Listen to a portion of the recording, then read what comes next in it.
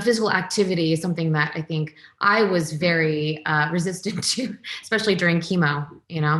I'm so tired. But in your experience, when do patients most benefit from physical activity, and what kind do you recommend the most?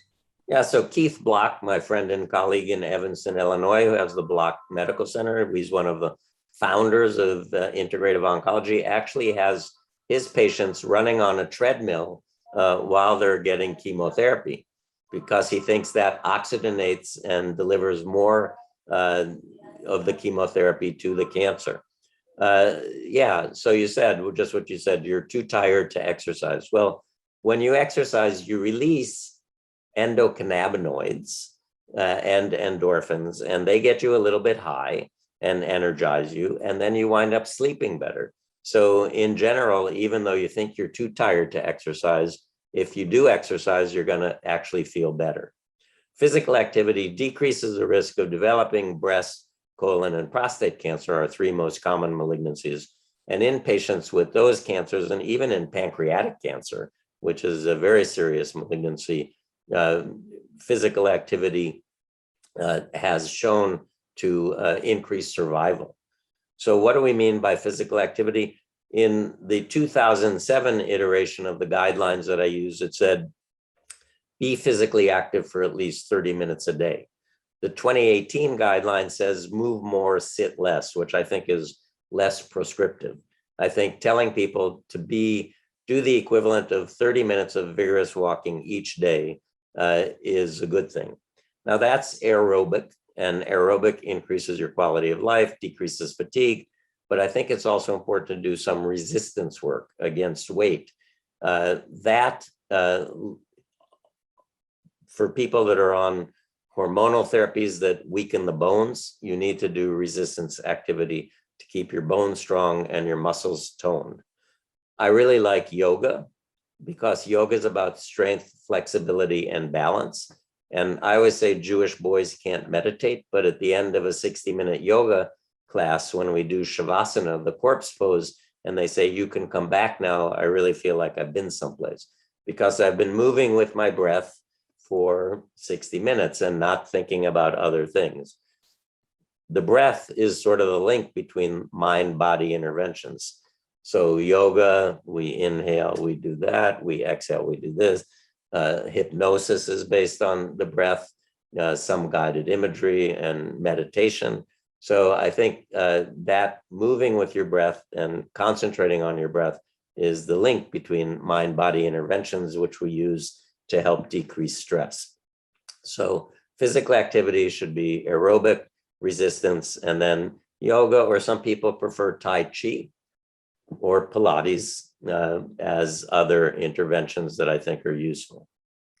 Yeah, and I know you're familiar with Commonweal as well. I learned Qigong while I was there, which is another one that's gotten popular. Before we move on to we have to wrap this. Megan Claire C, a patient, asks, how do we build up to full-on physical activity when in chronic pain that's unpredictable?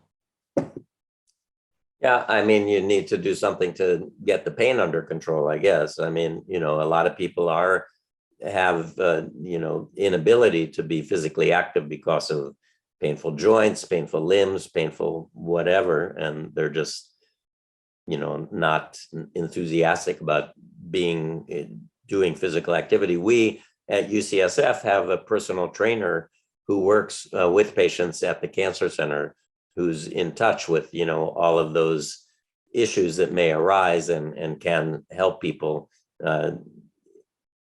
initiate a program of physical activity that may not exacerbate their pain. Yeah, I know Osher offers a lot, including, and I'd love to move into this now, acupuncture, as well as there's meditation.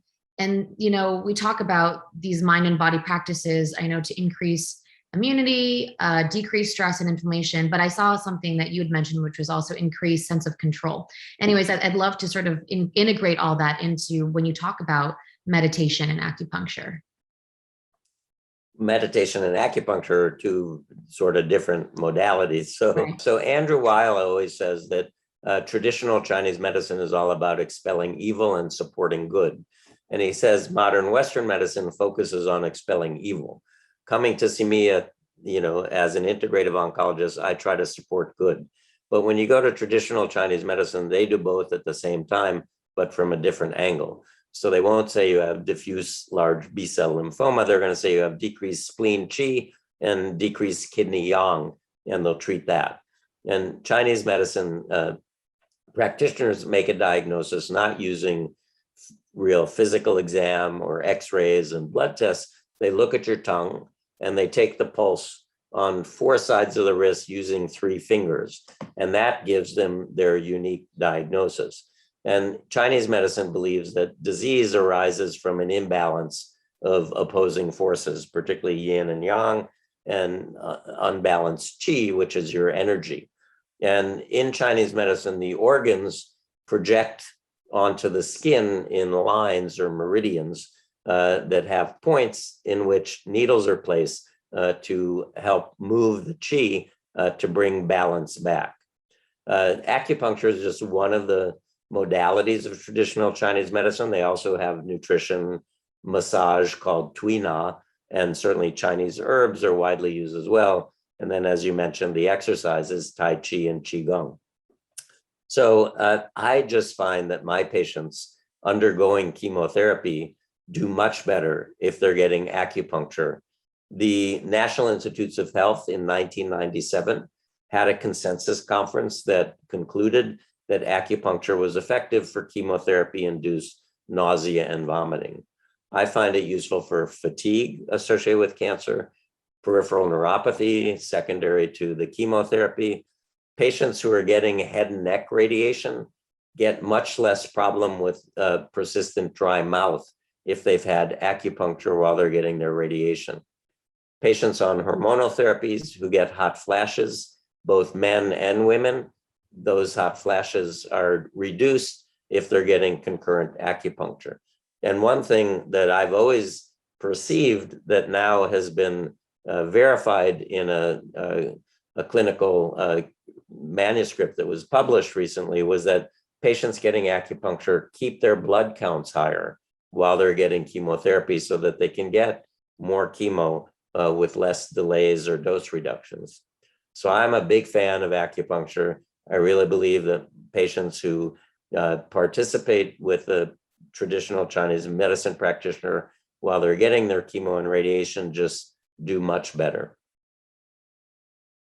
And do you have, there's so many different places that offer acupuncture. Do you generally provide guidance to people on here's what you want to look for if you look for someone who does acupuncture? We have a lot of acupuncturists at the Osher Center for Integrative Medicine. There probably have long wait times. That's why we keep hiring more acupuncturists. But I've asked patients that come to see me that live in Santa Cruz or Fresno or Modesto or, Marin, who's, if they have an acupuncturist that they like, and I have a list that I can share with patients, then if telling them, yeah, this is the person in Cupertino that I don't know personally, but has been recommended by another person living with or beyond cancer. Thank you. And I know, yes, meditation is completely different, but it's another very popular, go-to now with or without cancer. So, if you could high level talk about what you generally tell your patients, when is meditation, beneficial and what you like to do. There's so many practices. Patients who are stressed, when I ask patients to tell me the story of how, their cancer, they often weave a story as if stress caused cancer. Stress in and of itself doesn't cause cancer, but stress is adrenaline or epinephrine, which kills your lymphocytes, the building block cells of the immune system, and stress is cortisol, a steroid hormone, which is an immune suppressant. So decreasing stress is important, and there are many ways to do it. I like yoga or physical activity. Guided imagery is good, massage, but a lot of people like to have a mind-body intervention that they can do whenever they want.